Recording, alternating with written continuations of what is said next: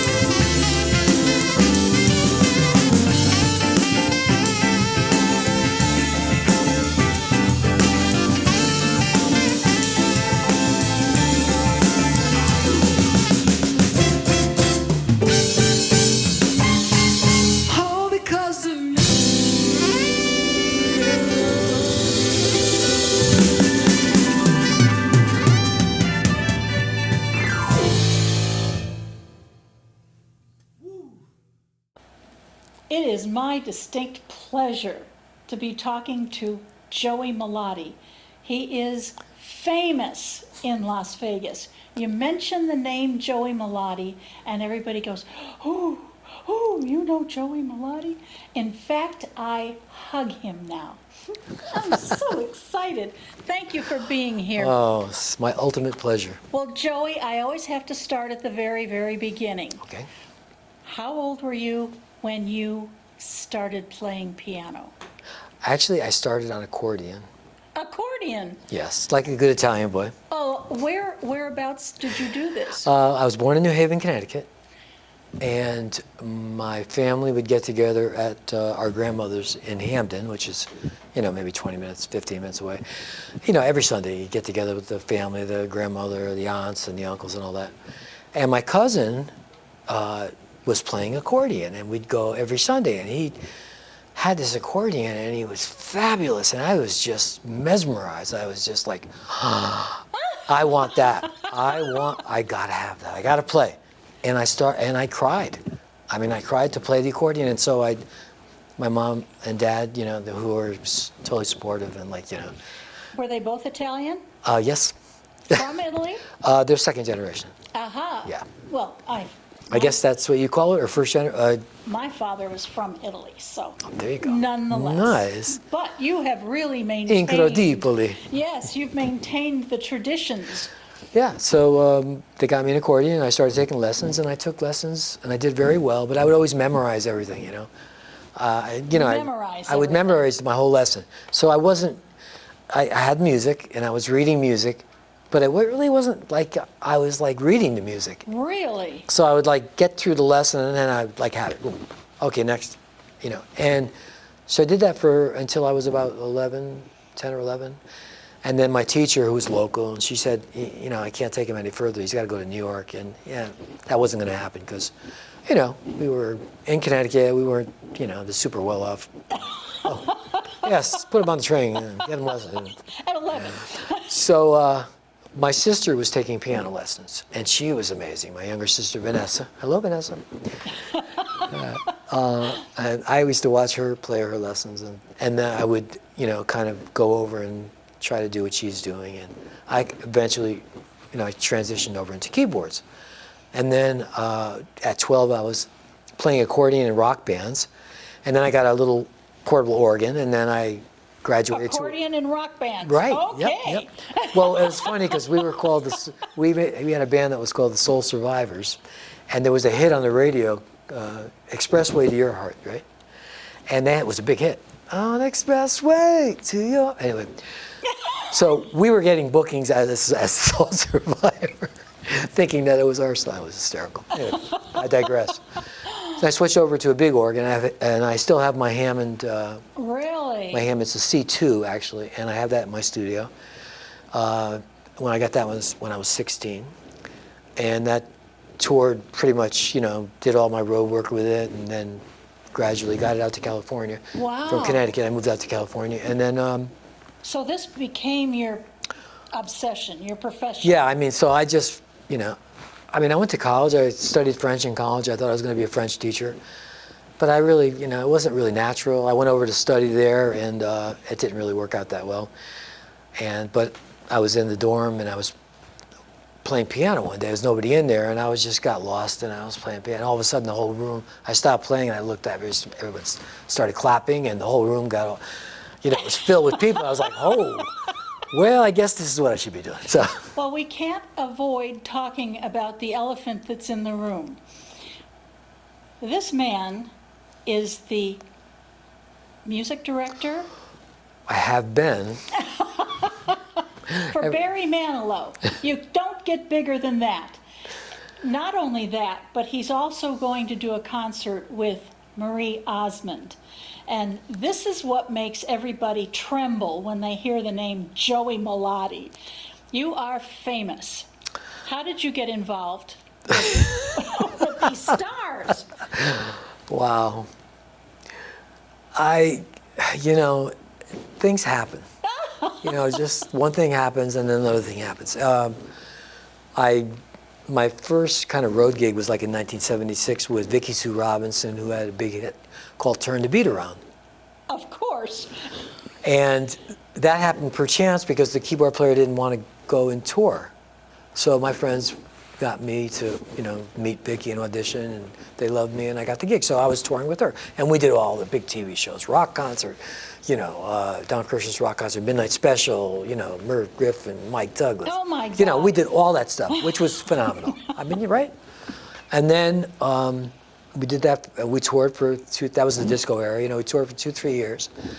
And that ended, and then I went and did a play. I got hired to arrange a play for a big arranger in the city. In the city? In New York City. Yeah. Oh, just New York City. Yeah, well, I was in Connecticut. So, we're kind of neighboring. And I did a lot of work in New York. We do a lot of clubs, in the heyday. And anyway, so I got this gig arranging for this show called The Cowboy and the Legend. It was a theatrical, production. And that was my first adventure into really arranging, I was a keyboard player. I never really, I didn't go to music school. I minored in music at Southern Connecticut State University. I majored in French. So you did the arrangements. So I got thrown into that fire, and I, did all the arrangements for the show. And on the show was Eartha Kitt. She was a star. Oh my God. So, and we had a great run down at Burt Reynolds Dinner Theater in Jupiter, Florida.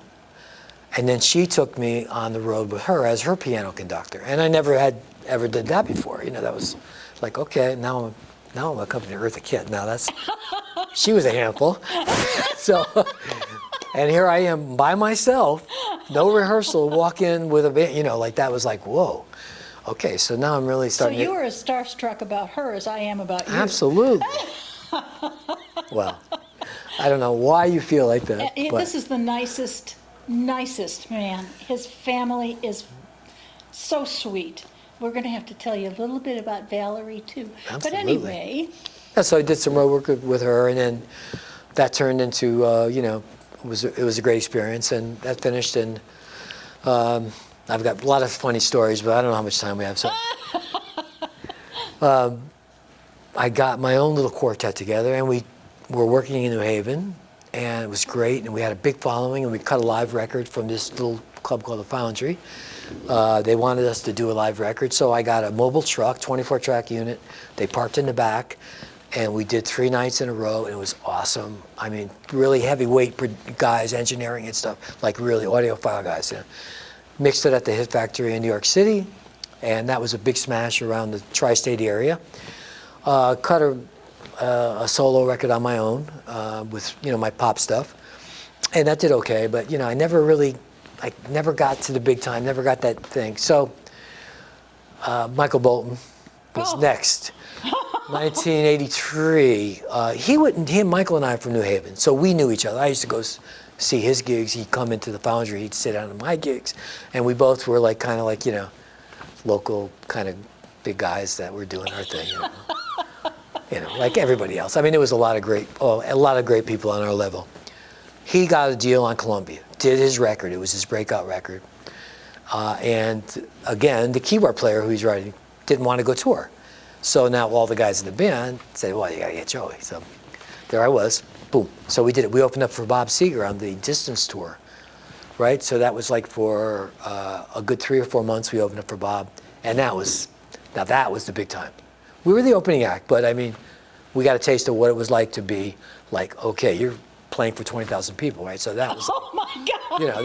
And that band was like, forget about it. I mean, Bob and that whole band was just spot on, exciting, the solos, the staging, the movement, the personality, the voice, I mean, it was like, okay. So that ended, and we did a little around the States tour in concert clubs with Michael, and then that finished. Then I went back to my locale, and this rich kid, Spencer, how you doing? He wanted to take me on. He wanted to produce a record on my stuff. So we spent 2 years in the studio amassing some big numbers. Wow. And I had a whole like 12, 13 tunes that sound amazing. And we did a showcase at the Bottom Line in New York, but we didn't get the deal. We got close. So, and I was kind of burnt out after all that, you know. I put my heart and soul into it, and I didn't really get to where I wanted to be. So, and I started working for other people. You know, I was working with like my heroes, like Felix Cavalieri from the Young Rascals. One of the guys in my band, Jeff Pivar, who's a fabulous guitarist and has been with Crosby, Stills and Nash, James Taylor, Ray Charles, you know, you name it. He's been out there forever, and love him, Jeffrey. And he got me on the Ricky Lee Jones tour. So we went out and we did a European thing with her. Oh my goodness. In '87. And we opened up and we actually did her thing in Sweden, and we did a couple festivals. Then we wound up coming home and going back quickly to open up for Ray Charles. So that was really cool. I got to sing like the opening number and do my tune, and we got to do her thing, and that was awesome. So that finished, and then Barry Manilow came. 88, I was doing a record with Marion Meadows, who was in my original quartet, for Norman Connors, who is he would produce these, kind of like a Quincy, he would do these albums, and he'd feature a lot of different artists. And we wrote the title track for that, Marion and I. And we went to Capitol and we recorded it, so now we're at Capitol Studios. I invite my good friend Victor Vandross down, who was Barry's musical director, and also from Connecticut, my mentor, kind of like one of my, always, you know, he's like family, and he's a fabulous arranger, keyboard player. And so he said, well, Barry's looking for a keyboard. I'm leaving. Barry's looking for a keyboard player that sings. Question. He plays the piano, doesn't he? Barry. Barry. Oh, he does. Very well. But you... He writes the songs that make the whole world sing, too. Right? And sings like... He's got such a great voice. I mean, I have seen him. His voice is like, times. he's so spot on. Chicago, Phoenix, here. Yeah, he's incredible. Yeah, he is incredible. Victor got me the audition with Barry. I went back to California, auditioned, got the gig, and toured with him 87 to 90, and that was a real big world tour. So it really doesn't flummox you to be with these huge stars. I mean, you know, when I got, you know, everyone has a kind of a, you know, a presence that you kind of feel. And, you know, like, so me, I mean, I'm just, like, we're just regular people. I mean, you know, everything we do, we work hard for, you know, we try our best, we try to be good people, we try to do things for other people, make people happy, right? Yes, indeed. Okay, so when you work with an artist, you have to understand where they are, where they're coming from, what is good for them, what's not good for them, how big is their ego, you know, I mean, I've seen it all. So. Well, when you start with Eartha Kitt, right. You know, you have to get some muscle there. That's right, you do. Well, I did want to mention Valerie. Now, Valerie is writing a play, a Broadway play? Broadway musical. Broadway musical. And she is the most delightful Chicagoan, like me, and she could not be here today, but someday you're going to meet her. And she is the mother of your 4 gorgeous Italian children. What are their names? Isabella, Vincenzo, Sophia, and Valentina. Well, with that, we're going to have to say goodbye to you. Okay. I am thrilled to be talking to you. There's more to say. We're going to have to do a whole segment on him because he's got to tell the funny stories about these people. I'm just flabbergasted that I'm sitting here talking to him. Thank you so much. Thank you. This goes out to all of you out there hoping for better days. Okay? Yeah, you got that?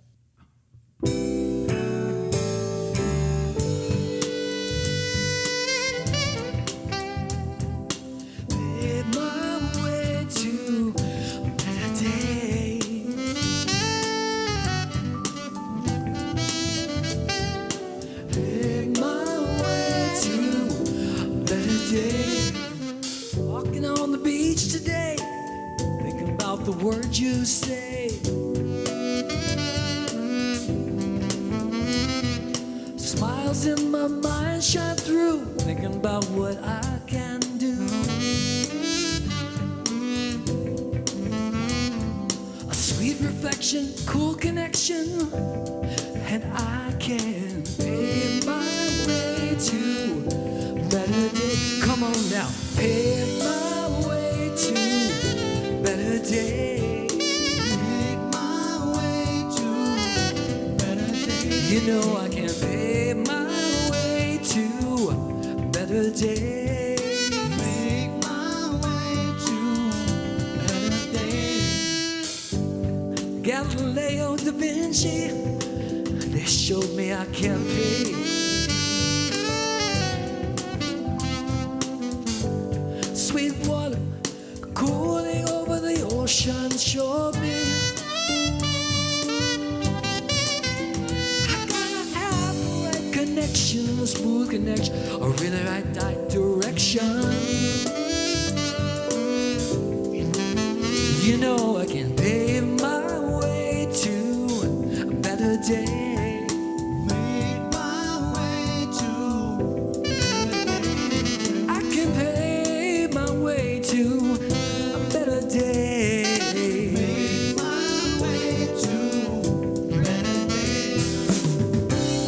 I feel so free. Come on, look at me. See how nice your life can be.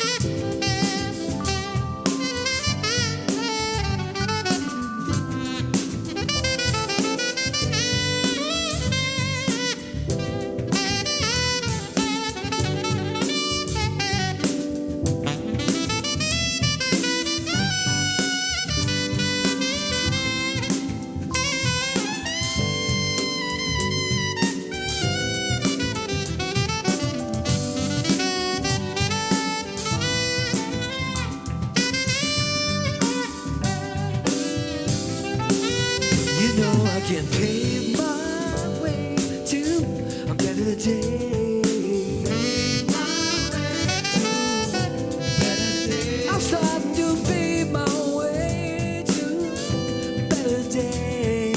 Pave my way to a better day. I know I can pave my way to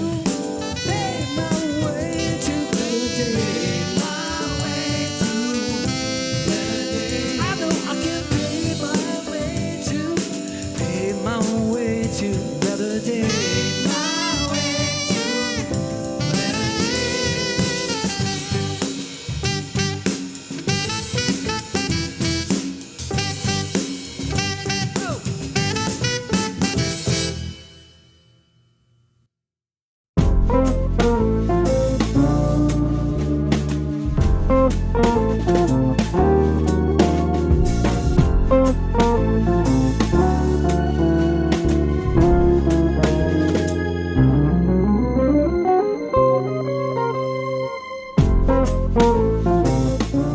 Thank you for watching. Please join us again.